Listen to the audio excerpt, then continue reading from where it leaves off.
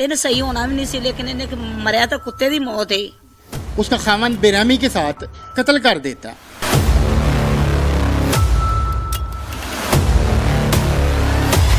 साढ़े 4 लोग अच्छे नेक सोहने मार दिते ने, सानू सुकून हुंदा है। मां इहदी इशारे ते मंगदी कहंदी सी कि 2 साल मैं तेनू छड़वा के ले आवांगी। बाजी उस दिन तुसी मौका ते सो, उस दिन की कुछ होया? ये चोरियां करदा सी, ये हरामी सी, ये शराबी सी, कबाबी सी।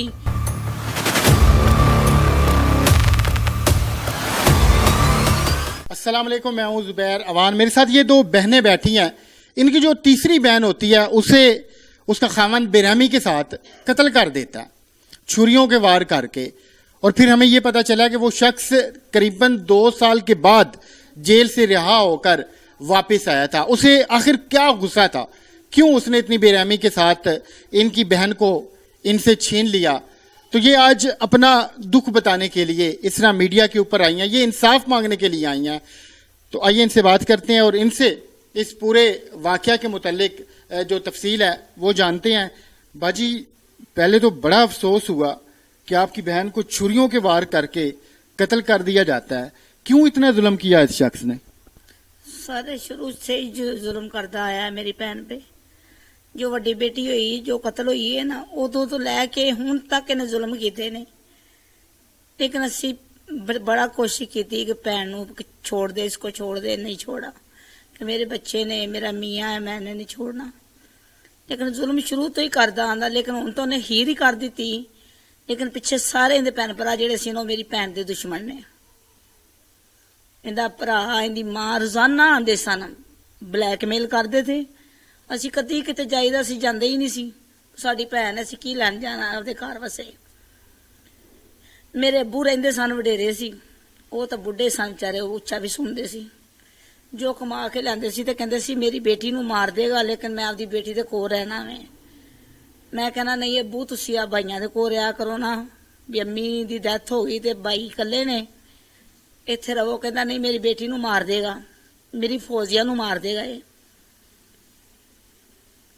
ते मुझे आप ये बताएं कि 2 साल जो ये जेल में रहा, वो किस जुर्म में ये कैद था?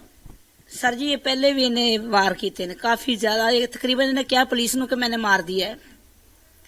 तो ये जो इसने वार वगैरह किए थे वो आपकी बहन के ऊपर ही पहले किए थे? जी जी, इन्हें पीछे गर्दन ते वार किए, ए 2 अगे वार किए, हथों पे लगियां सी काफी भी छुरियां, मुंह ते काफी वार किए सी। ते पुलिस वालों ने कहना सी कि मैंने मार दी। तो अब जब ये रिहा होकर वापस आया है, इसे वही पुराना गुस्सा था या फिर दोबारा से कोई लड़ाई झगड़ा हुआ था जिसकी वजह से तैश में आके उसने दोबारा ये सारा कुछ किया? सर जी ने ये रोजदाना इहदी बदतमीजी, गंदा घटिया इंसान सी। ये जो घटिया इंसान हुंदा है ना, वो सही नहीं हुंदा। इन्हें सही होना भी नहीं सी, लेकिन इन्हें मरिया तो कुत्ते की मौत है। लेकिन सानू वैसे दिली सुकून नहीं है। साढ़े 4 लोग अच्छे नेक सोहने मार दिते ने, सानू सुकून हुंदा है। अच्छा, इसने किस किस को मारा है, कौन कौन था? एक मेरी भैन फौजिया, एक मेरे वालद मेरा कोल रहिंदा सी। ते मां कहंदी सी कि इसको पहले जेड़ा वालद ने रखिया ना बूहे ते, इसको मारे, फिर फौजिया को मारे, बच्चों मार दे। 2 साल कैद कट के आएगा ना, मैं छड़वा के ले आवांगी। और इहदी मां मंगदी, मां इहदी इशारे ते मंगदी, कहंदी सी कि 2 साल मैं तेनू छड़वा के ले आवांगी। उनका मतलब यह सी कि मैं छड़वा लियावांगी तेनू। उन्हें यह नहीं पता कि मेरे पुत्र ने भी मरना है। पिछे इन्हां दा हत्थ है, मेरी भैन दे पिछे ना कतल करवाउण दा इन्हां दा हत्थ है। ਜਿਹੜਾ ਤੁਹਾਡਾ ਬੈਨੋਈ ਸੀ ਇਹ ਕਰਦਾ ਕੀ ਸੀ? ਇਹ ਸਾਨੂੰ ਜੋ ਪਤਾ ਚੱਲਿਆ ਕਿ ਰਿਕਸ਼ਾ ਵਗੈਰਾ ਚਲਾਉਂਦਾ ਸੀ। ਸਾਡੀ ਰਿਕਸ਼ਾ ਚਲਾਉਂਦਾ ਸੀ, ਸਾਨੂੰ ਨਹੀਂ ਪਤਾ ਇਹ ਬਾਹਰ ਕੀ ਕਰਦਾ ਸੀ। ਇਹ ਚੋਰੀਆਂ ਕਰਦਾ ਸੀ, ਇਹ ਹਰਾਮੀ ਸੀ, ਇਹ ਸ਼ਰਾਬੀ ਸੀ, ਕਬਾਬੀ ਸੀ। ਲੇਕਿਨ ਖਾਨਦਾਨੀ ਲੋਕ ਪਿੱਛਾ ਨਹੀਂ ਕਰਦੇ ਇਹ ਕੀ ਕਰਦਾ। ਰਿਕਸ਼ਾ ਚਲਾਉਂਦਾ ਸੀ, ਸਾਨੂੰ ਕੀ ਪਤਾ ਕਿ ਬਾਹਰ ਕੀ ਕਰਦਾ ਤੇ ਕੀ ਨਹੀਂ, ਅਸੀਂ ਨਾਲ ਥੋੜਾ ਫਿਰਨੇ ਦੇ। ਲੇਕਿਨ ਬਹੁਤ ਹਰਾਮੀ, ਤੁਹਾਨੂੰ ਪਰਚਿਆਂ ਤੋਂ ਵੀ ਪਤਾ ਲੱਗ ਗਿਆ ਉਹਨਾਂ ਨੇ। ਇਹ ਸਾਰੇ ਗੰਦੇ ਨੇ, ਸਾਰਾ ਪੂਰਾ ਖਾਨਦਾਨ ਇਹਨਾਂ ਦਾ ਘਟਿਆ ਹੈ। ਬਾਜੀ, ਉਸ ਦਿਨ ਤੁਸੀਂ ਮੌਕਾ ਤੇ ਸੋ, ਉਸ ਦਿਨ ਕੀ ਕੁਝ ਹੋਇਆ? ऐसा वैसा तो कुछ नहीं हुआ, लेकिन वो धमकी लगाता था। पहले बाहर आकर 2 दिन से बाहर, तब मेरी बहन डरती थी, अंदर नहीं आने देती थी। तो बाहर आकर धमकी लगाता था। उससे यही डर था मुझे मार न दे, लेकिन वो अंदर खुद ही उसने कोई बात, यही बात हुई कि मैं बाद में बात करूंगी, मेहमान बैठे हैं, मुझे तुमसे डर लगता है, मेरे अब्बू ने कहा चले जाओ।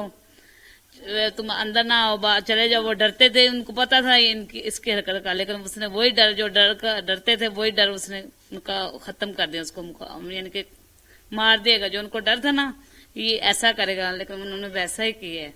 अच्छा, आप उस दिन चूंकि मौका पे थी, ये छुरी इसने पहले की रखी हुई थी अपने पास? बाहर से लेके आया था, उसका मुंह भी तेज करवा के लाया था, उसके खुद के पास ही, हमें नहीं पता, वो एकदम जब निकाली तब पता चला।